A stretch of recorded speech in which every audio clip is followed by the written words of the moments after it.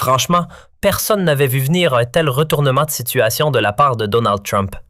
Même au sein du RN, la surprise est totale. À un niveau que très peu de responsables du parti auraient pu anticiper, l'ancien président américain surgit soudainement dans le débat politique français avec une entrée aussi spectaculaire qu'inattendue. Trump échange désormais directement avec Marine Le Pen, tandis que, de son côté, Emmanuel Macron semble s'agiter comme un fauve enfermé derrière les barreaux. Alors surtout, ne quittez pas cette vidéo avant la fin. Ce qui arrive pourrait être véritablement détonnant avec des révélations capables de bouleverser profondément l'équilibre politique européen. Imaginez un peu, un président américain qui non seulement critique ouvertement un allié historique comme la France, mais qui s'aligne publiquement avec l'opposition nationale. C'est du jamais vu, et les conséquences pourraient être dévastatrices pour l'establishment européen. La première nouvelle du jour. Trump semble avoir un succès surprenant avec sa plainte contre la BBC. La BBC, l'équivalent public en Grande-Bretagne de nos chaînes d'État, aurait manipulé du matériel vidéo de Trump lors de sa campagne électorale en déformant ses propos pour le faire passer pour un extrémiste.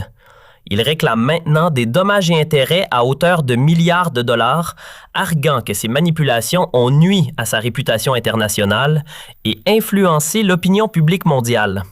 Mais attendez, ce n'est pas tout.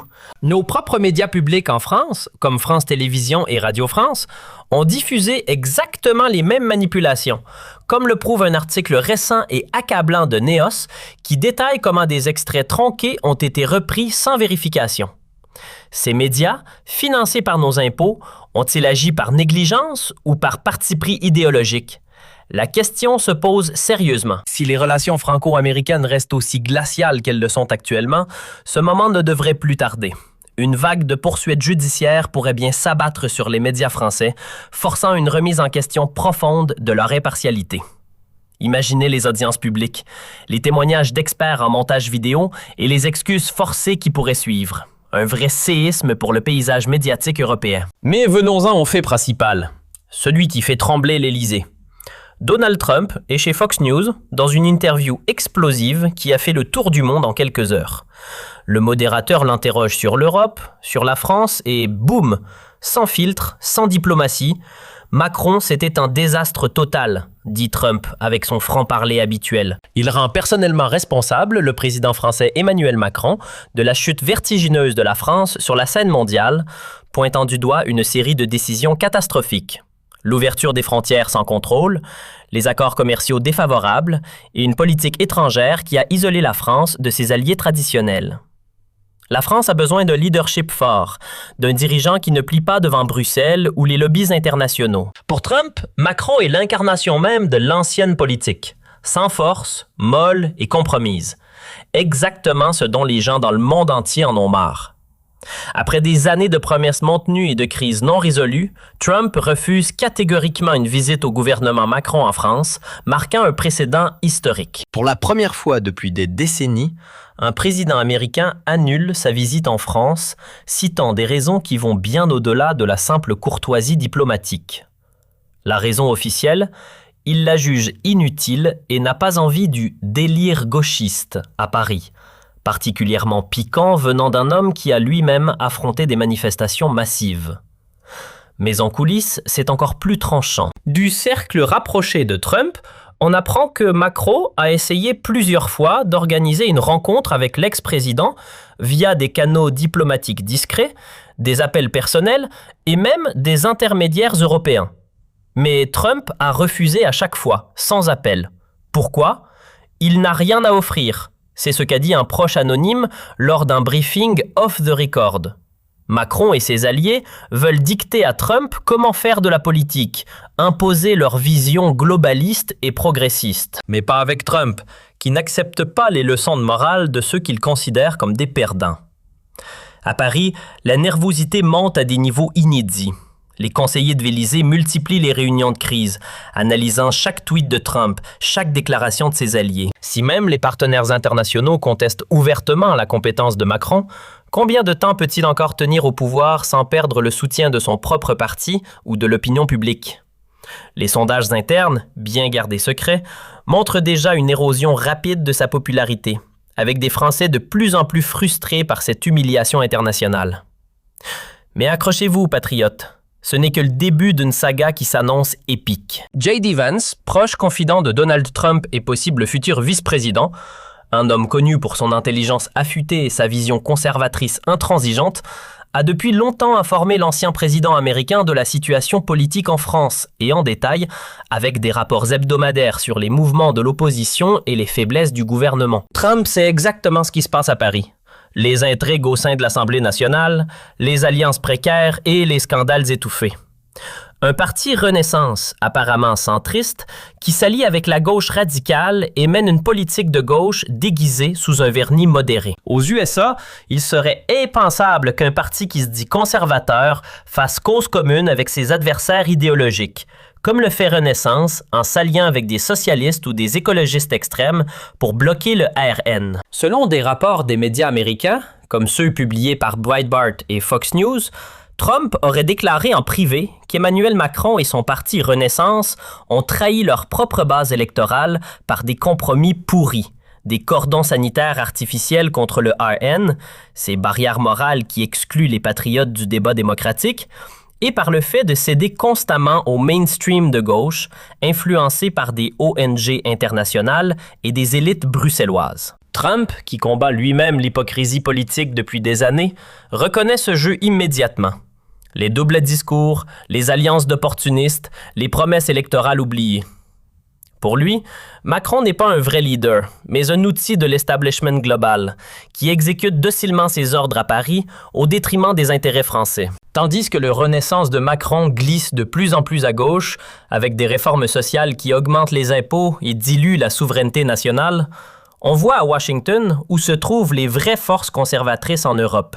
L'équipe de Trump sait que des politiciens comme Marine Le Pen représentent les valeurs connues aux USA sous America First, souveraineté nationale absolue, frontières sécurisées contre l'immigration illégale, protection prioritaire des propres citoyens face aux menaces extérieures et indépendance économique vis-à-vis des chaînes d'approvisionnement mondiales vulnérables. C'est pourquoi, selon l'entourage de Trump, des sources fiables comme des conseillers de la Maison-Blanche, la sympathie de la nouvelle administration américaine est clairement du côté du RN, vu comme un allié naturel dans la lutte contre le globalisme.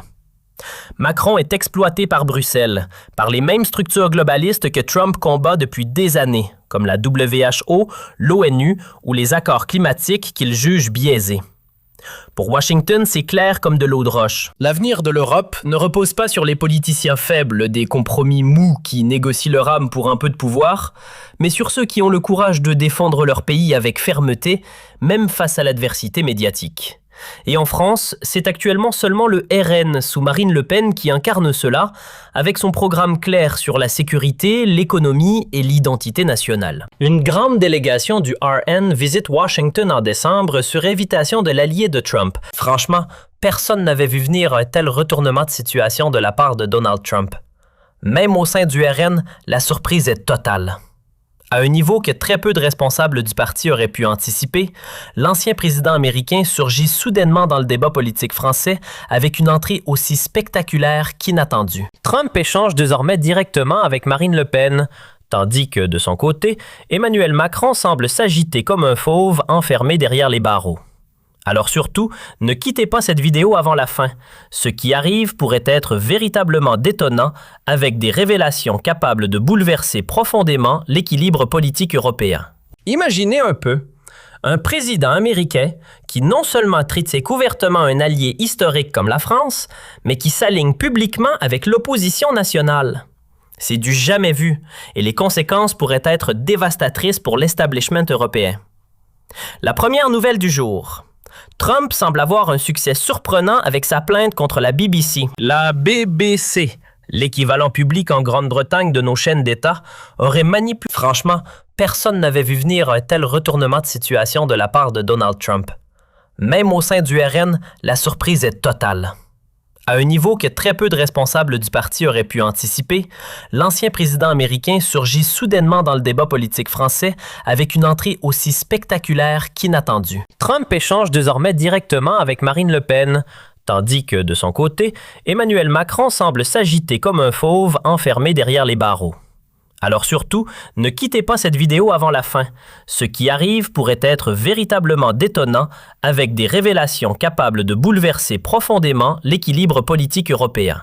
Imaginez un peu un président américain qui non seulement traite ouvertement un allié historique comme la France, mais qui s'aligne publiquement avec l'opposition nationale. C'est du jamais vu, et les conséquences pourraient être dévastatrices pour l'establishment européen. La première nouvelle du jour. Trump semble avoir un succès surprenant avec sa plainte contre la BBC. La BBC, l'équivalent public en Grande-Bretagne de nos chaînes d'État, aurait manipulé du matériel vidéo de Trump lors de sa campagne électorale en déformant ses propos pour le faire passer pour un extrémiste. Il réclame maintenant des dommages et intérêts à hauteur de milliards de dollars, arguant que ces manipulations ont nui à sa réputation internationale et influencé l'opinion publique mondiale. Mais attendez, ce n'est pas tout. Nos propres médias publics en France, comme France Télévisions et Radio France, ont diffusé exactement les mêmes manipulations, comme le prouve un article récent et accablant de Neos qui détaille comment des extraits tronqués ont été repris sans vérification. Ces médias, financés par nos impôts, ont-ils agi par négligence ou par parti pris idéologique? La question se pose sérieusement. Si les relations franco-américaines restent aussi glaciales qu'elles le sont actuellement, ce moment ne devrait plus tarder.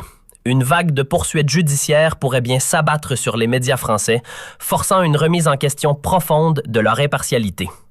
Imaginez les audiences publiques, les témoignages d'experts en montage vidéo et les excuses forcées qui pourraient suivre. Un vrai séisme pour le paysage médiatique européen. Mais venons-en au fait principal, celui qui fait trembler l'Élysée.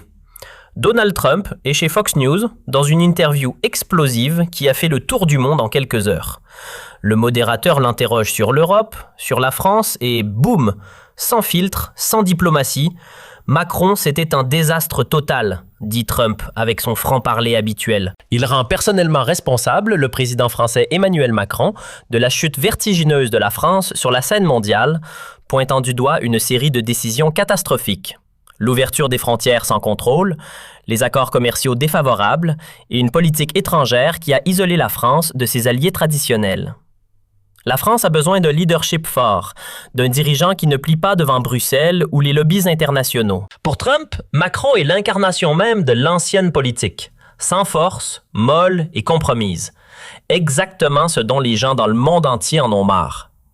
Après des années de promesses maintenues et de crises non résolues, Trump refuse catégoriquement une visite au gouvernement Macron en France, marquant un précédent historique. Pour la première fois depuis des décennies, un président américain annule sa visite en France, citant des raisons qui vont bien au-delà de la simple courtoisie diplomatique. La raison officielle, il la juge inutile et n'a pas envie du délire gauchiste à Paris, particulièrement piquant venant d'un homme qui a lui-même affronté des manifestations massives. Mais en coulisses, c'est encore plus tranchant. Du cercle rapproché de Trump, on apprend que Macron a essayé plusieurs fois d'organiser une rencontre avec l'ex-président via des canaux diplomatiques discrets, des appels personnels et même des intermédiaires européens. Mais Trump a refusé à chaque fois, sans appel. Pourquoi? Il n'a rien à offrir. C'est ce qu'a dit un proche anonyme lors d'un briefing off the record. Macron et ses alliés veulent dicter à Trump comment faire de la politique, imposer leur vision globaliste et progressiste. Mais pas avec Trump, qui n'accepte pas les leçons de morale de ceux qu'il considère